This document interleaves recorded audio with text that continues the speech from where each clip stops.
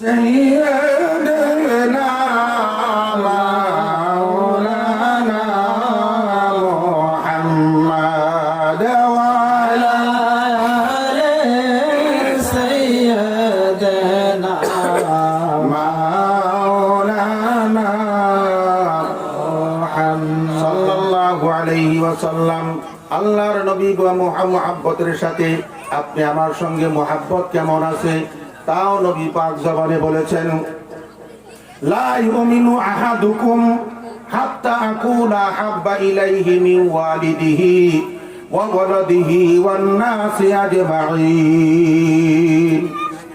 মধুর কণ্ঠে রাসূল বলতেছেন, এ বাবা নবীর নূরের জবান থেকে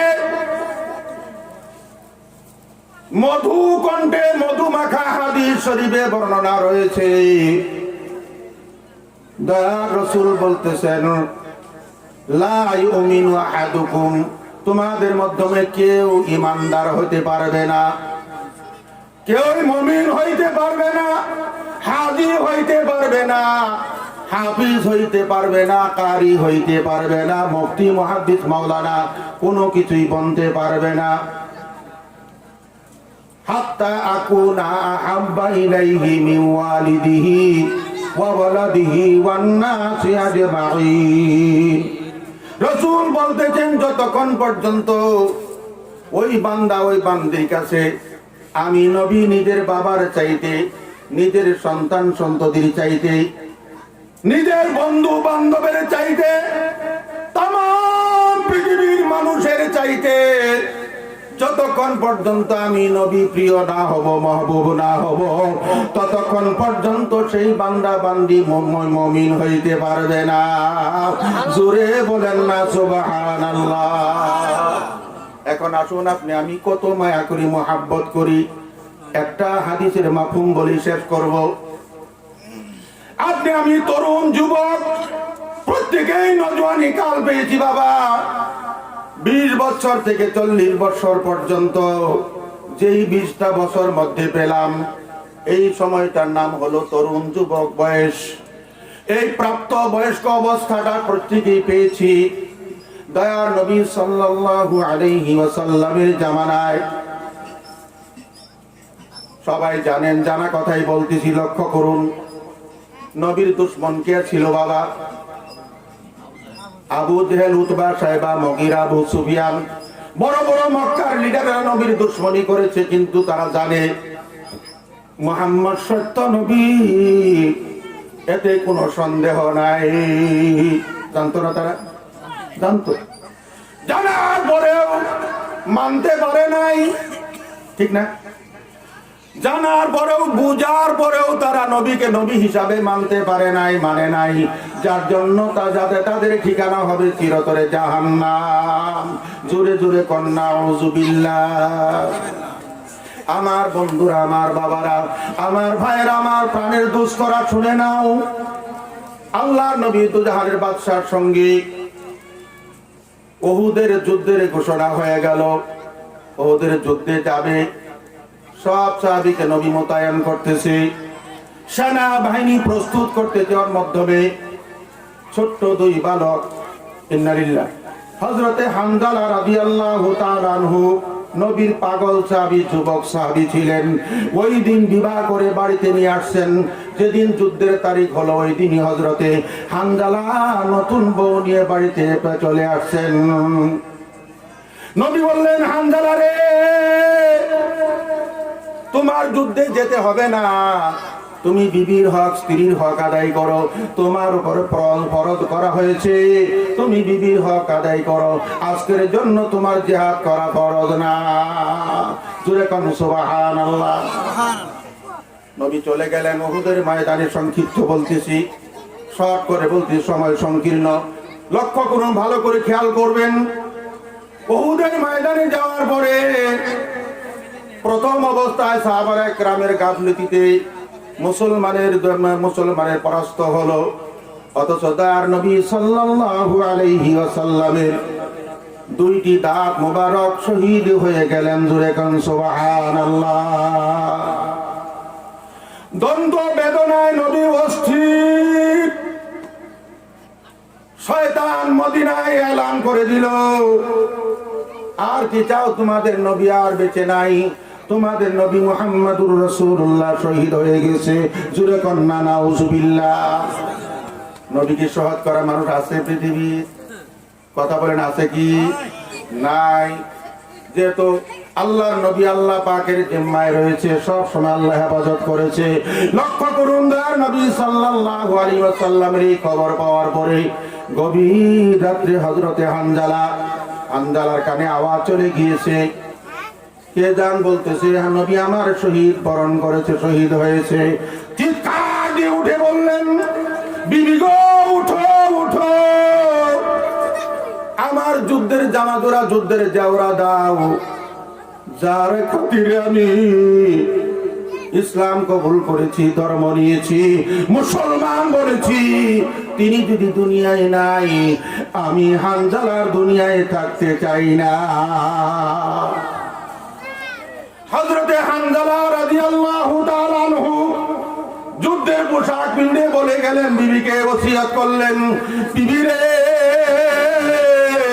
যদি শোনো আমি শহীদ হয়েছি, আমার নবীর কানে খবর পৌঁছাইও, আমার ফরজ গোসল বাকি রয়ে গেল, আমি গোসল করার সময়টুকু পেলাম না। এই বলে হযরতে হানজালা রাদিয়াল্লাহু তাআলা আনহু যুদ্ধের ময়দানে চলে গেলেন। নবীকে দেখতে না পাইয়া নবী অস্থির, বেহুশ বেদনায় বেহুশ হয়ে পড়ে রয়েছে। হযরতে হানজালা কাফেরদের মাধ্যমে বাজ পাখির মতো ঢুকে ঝুঁকে পড়লেন। হযরতে হানজালা কয়েকজন কাফের বেদিনকে শহীদ জাহান্নামের পথ মুকুলি করে দিয়ে নিজেও শহীদ হয়ে গেল। জোরে কোন সুবহানাল্লাহ। দোস্তরা আমার, বন্ধুরা আমার, ভাইরা আমার, মা বোনেরা আমার, এদিকে দয়ার নবী সাল্লাল্লাহু আলাইহি ওয়াসাল্লাম হযরতে আলী রাদিয়াল্লাহু তাআলা আনহুর রান মুবারকে শোয়াইয়া মা খাতুনে জান্নাত সাইয়্যিদাতুন নিসা হযরতে ফাতিমা জোহরা রাদিয়াল্লাহু তাআলা আনহা আলীকে বলতেছে, ও স্বামী জান, আমার আব্বার চক্ষু দুইটা বন্ধ করে রাখো, মাথার ভিতরে লোহার কোড়া টাপছে, সেই লোহার কোড়া থেকে মাথা থেকে রক্ত ঝরতেছে, যদি চক্ষুর ভিতরে পড়ে যায় নবীজির আমার আব্বা জানে চক্ষুদয় নষ্ট হয়ে যাবে। ও আলী, আমার আব্বার চোখ দুইটা বন্ধ করে রাখো। হযরতে আলী কাররামাল্লাহু ওয়াজহাহু রাদিয়াল্লাহু তাআলা আনহু নবীজির চোখ ধরে রাখছেন। এদিকে হযরতে দয়ার নবী সাল্লাল্লাহু আলাইহি ওয়াসাল্লাম হানজালা শহীদের খবর জানে কিনা? বাবা বলুন, জানে কিনা? জানে। নবীর ইলমে গায়েবের খবর আছে। বন্ধুরা, দোস্তরা আমার, দয়ার নবী সাল্লাল্লাহু আলাইহি ওয়াসাল্লাম বললেন, ও আগে আমার চোখ বন্ধ করে রেখেছো, ছেড়ে দাও, আমাকে দেখতে দাও, আমার পাগল প্রাণ পাখি, আমার পাগল সাহাবী কেমন করে কোন জায়গায় কে শহীদ হয়ে গিয়েছে আমি প্রাণে নজরে দেখতে চাই গো, আমি প্রাণে নজরে দেখতে চাই। এই বলে হযরতে দয়ার নবী সাল্লাল্লাহু আলাইহি ওয়াসাল্লাম নারে তাকবীর, নারে তাকবীর, হযরতে মাওলানা হাফিজ কারি নিজামউদ্দিন কেবলা সাহেব নারে তাকবীর, আল্লাহু আকবার। 5 মিনিট নেই, কথা শেষ করি, বসুন। লক্ষ্য করুন ভাইরা আমার, দোস্তরা আমার, বন্ধুরা আমার, হযরতে হানজালা রাদিয়াল্লাহু তাআলা আনহু শাহাদাত বরণ করেছেন। সবাই বলি ইন্না লিল্লাহি ওয়া ইন্না ইলাইহি রাজিউন। দয়ার নবী সাল্লাল্লাহু আলাইহি ওয়াসাল্লাম বলতেছে, কে আমার চক্ষু ধরে রেখেছে, আমাকে ছেড়ে দাও, আমার চোখ দিয়ে দেখতে দাও। এই মুহূর্তে যুদ্ধ ফয়সালা হয়ে গেছে, মুসলমানের বিজয় হয়ে গিয়েছে। বন্ধুরা আমার, দোস্তরা আমার, সংক্ষিপ্ত করে বলতেছি, লক্ষ্য করুন, দয়ার নবী সাল্লাল্লাহু আলাইহি ওয়াসাল্লাম চক্ষু খুলে দেওয়ার পরে এদিকে তাকায়, ওইদিকে তাকায়, চতুর্পাশে তাকাইতেছে, বারবার কেজন কি যেন হারিয়ে গিয়েছে। নবী বলেন, ও সাহাবীরা, আমি সবাইকে দেখতে চাই। হযরত আবু বকর সিদ্দিক আকবর রাদিয়াল্লাহু তাআলা আনহু সম্মুখে দাঁড়াইয়া গেলেন, বলতেছেন, ইয়া রাসূলুল্লাহ, ইয়া হাবিবাল্লাহ, হুজুর গো, আমি আপনার গাড়ে সুরের সাথী, হিজরতের সাথী, আপনার জীবনের প্রথম সাথী। আরে ইয়া রাসূলুল্লাহ, নবী বলতেছে, না, তোমাকে দেখে তোমাকে তালাশ করি না। বলতেছে, কাকে তালাশ করেন? উমর গেলেন, উসমান গেলেন, এইভাবে সব সাহাবী হাজির হয়ে গেলেন। নবী আবারও তালাশ করতেছে, লক্ষ্য করতেছে, বারবার তাকাইতেছে। দয়ার নবী সবশেষে বলে উঠলেন, তোমাদের সবাইকে দেখি, আমি একজন লোককে দেখতে পাইতেছি না। সে হলো আমার প্রাণ, জীবনের জীবন। আমি জন্ম হয়ে বাবার মুখ দেখতে পাই নাই, আমি বাবাকে ডাকতে পারি নাই।